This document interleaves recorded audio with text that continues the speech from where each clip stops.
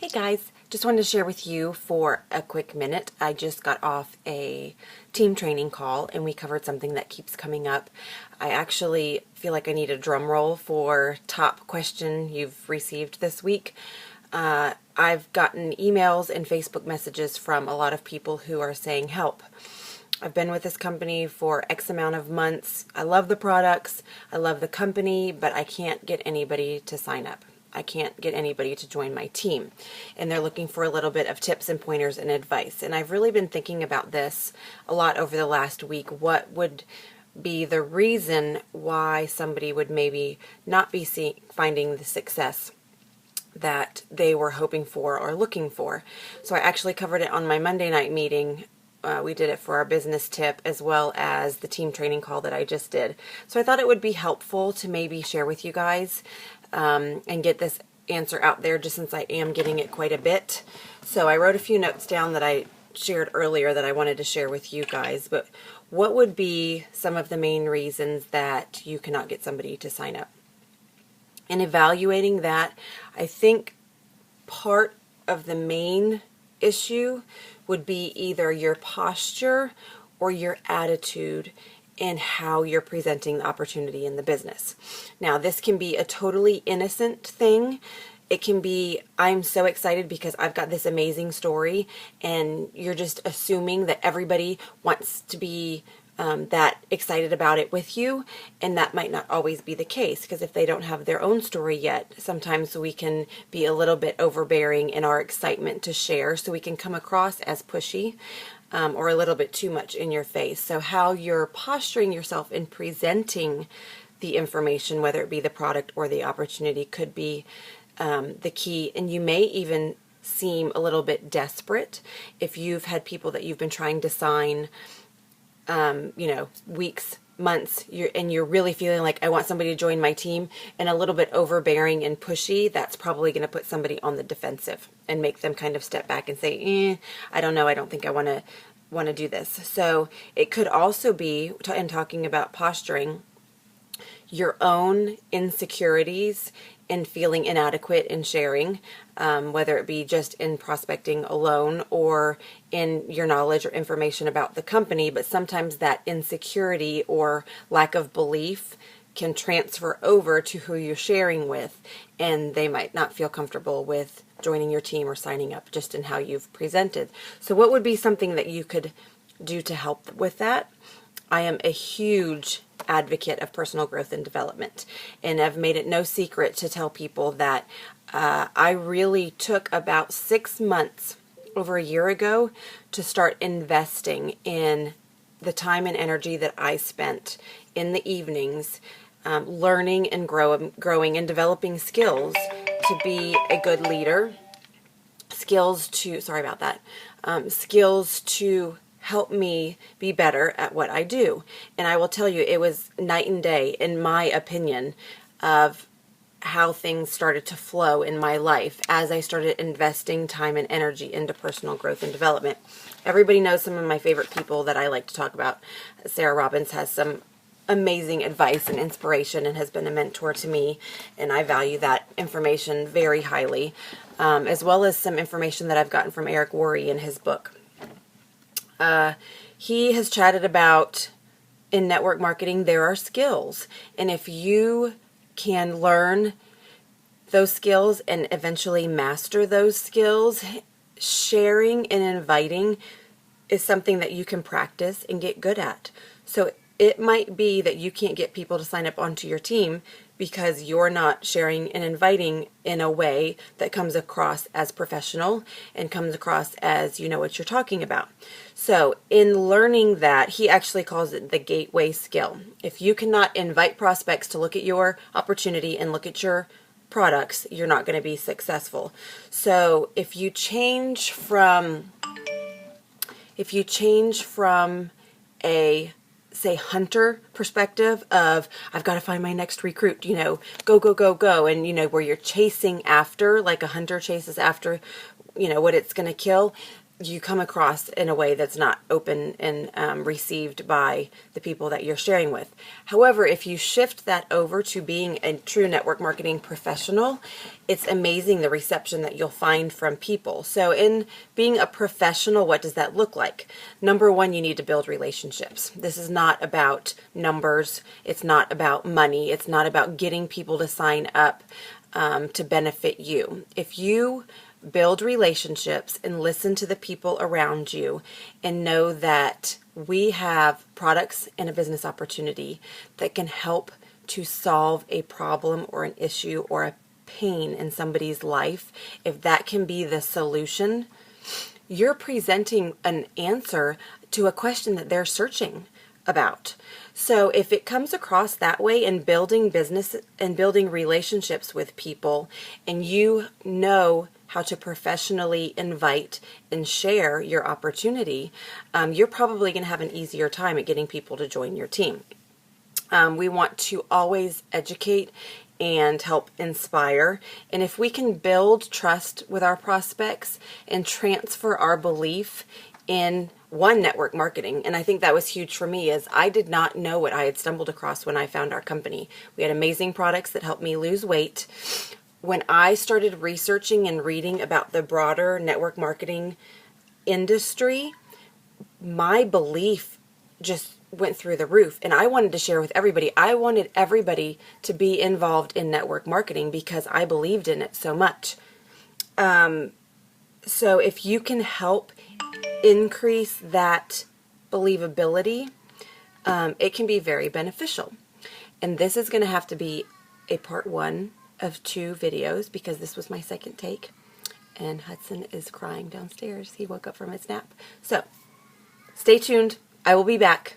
Talk to you guys soon. Bye. Okay, so this is going to be part 2. And I wish I knew how to edit. It's going to have to be 2 separate videos. But the baby woke up from his nap early and he wasn't ready to get up. So I had to get him back to sleep. Sorry about that. The joys of being a stay-at-home mom that gets to work part-time. I wouldn't have it any other way. But anyway, I was chatting about so many people who have questions about why I can't get people signed up. And hopefully you saw part 1, and I'll see if I can get these 2 clips edited together so that you guys can have the flow. Sorry. But if not, jump over and try to find that one, and you'll kind of get caught up to speed. But if you can learn the skill of sharing and inviting prospects to take a look at your business and your opportunity, you will probably be more successful at having people join your team and sign up if you've mastered that skill. How do you master a skill? You practice it over and over again, and I'm going to chat about that a little bit later in the notes that I have. But rules for inviting per Eric Worre, Sara Robbins, anybody else that I've read from or heard from in learning about this business and what works. You need to be emotionally detached from the outcome. If you share our opportunity with somebody and they say no, you can't take it personally. And you can't say that was something that I did wrong. And it could be no now, and it could be a yes in 6 months or a year. I've had lots of people who have watched me for month after month after month and kind of secretly paid attention to what was going on in my Facebook posts and all that kind of stuff, and then finally decided to get involved. So no right now is just no with what I have going on in my life. So don't take it personally. Don't take it as I did something wrong. Sara Robbins tells the story of, it's just like we're a waitress pouring coffee. The waitress probably doesn't get personally offended when somebody says, no, thank you, I don't want that coffee today. But if they didn't want coffee today, they might want it tomorrow. So we still need to know when to revisit and introduce to somebody, because it could be a yes the next time you talk about it. Be yourself, but be the best you that you can be. And what does this mean? I think this could mean a gazillion different things. Anything from, one, what does it mean to be professional? If I'm going to have coffee with somebody, I'm going to want to probably do my hair that day, maybe put on a little bit of makeup, present the best me. You know, not that I can't sell plexus in yoga pants with my hair on top of my head, because that's definitely happened through the computer. But when you're presenting something to somebody, being professional and being the best you that you can be is going to make a great it's just going to put your best foot forward. Now, being the best you can be also is going to be your researched and your trained and you're educated in what you're talking about. You don't want to waste a prospect's time by tripping over what you say and not having looked into any of our products and ingredients and being able to answer some basic questions with them. And you definitely can use your upline with three-way calls and stuff like that. But when you want to put your best you forward, just know that you want to present yourself as somebody who knows what they're talking about and looks, presentable and professional doing so. I think if one of Eric's next points is bring your passion. And I've heard this from lots of different people that I've learned from and that I've, looked up to as mentors and coaches. If you're passionate about what you talk about, if your story is something that excites you, just sharing that with people are going to want to be a part of what you're doing. So if you can have a passion and maybe forget so much about having to know all 20 ingredients in one product that you can, do a PowerPoint presentation on. People are going to want to join you because of your story and how passionate and excited you are about something. So let that show. Let people see what the product or the company is doing for you. I think that's a very, very good thing to do. Now, going back to presenting or inviting prospects being a skill, when people say, I haven't signed anybody up, I can't get anybody to join my team, I like to evaluate what action steps are you taking? What activity in the last month have you done that has helped you or not helped you produce the results that you're getting?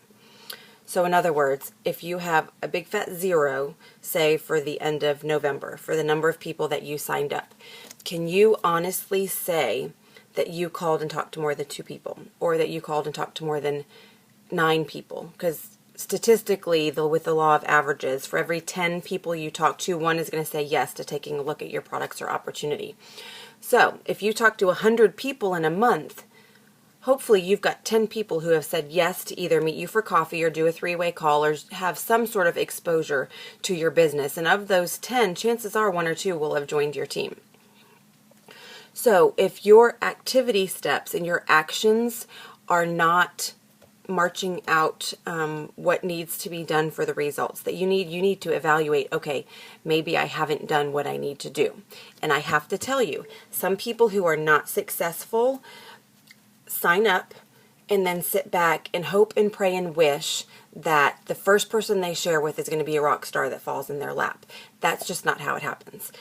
It takes work, and it takes learning a few things, learning some skills and actually picking up the phone, writing an email, writing a Facebook message to be able to get our word across, to be able to share with people what we want. So if you're not talking to people regularly and then you're getting upset that you haven't signed anybody, you can directly look back and say, listen, my action or activity wasn't something that was going to produce the results that I thought I wanted to get. So if you evaluate that and kind of shift your focus and transfer over to, yes, I need to be talking to this many people and these are the goals I'm going to set to hopefully get the end result of people joining my team, you should start to see better results with that. Now, in those activities, being consistent is key. I just saw a post, let me see if I can find it real quick, on being consistent. And I absolutely loved it because it's true. If you, wow, look at that. I found it right away. Consistency. It's not going to pull up. Consistency is so important, and you can do just a little bit daily, weekly, monthly, but if you're consistent with what you're doing, you're going to produce results. I love to share the story of my team member, Casey, who just made Emerald, and I'm so happy and proud of her. She worked a full-time job at a hospital. She was a big nursing director over a big organization at the hospital. She has 3 kids, crazy busy mom, working full-time. She consistently shared Plexus with one person every day, whether it was a Facebook message or an email or picked up the phone and talked to somebody. And that consistent effort helped her to promote to Emerald in just under a year with Plexus. It was an absolutely wonderful thing to watch, that over and over and over repetition of being consistent produced results. So if you get excited and make 20 calls in one day and then sit back and say, okay, that's my effort for the month, and of those 20 calls you didn't really have anything that happened, doing those spurts and then nothing, and then it's harder to get back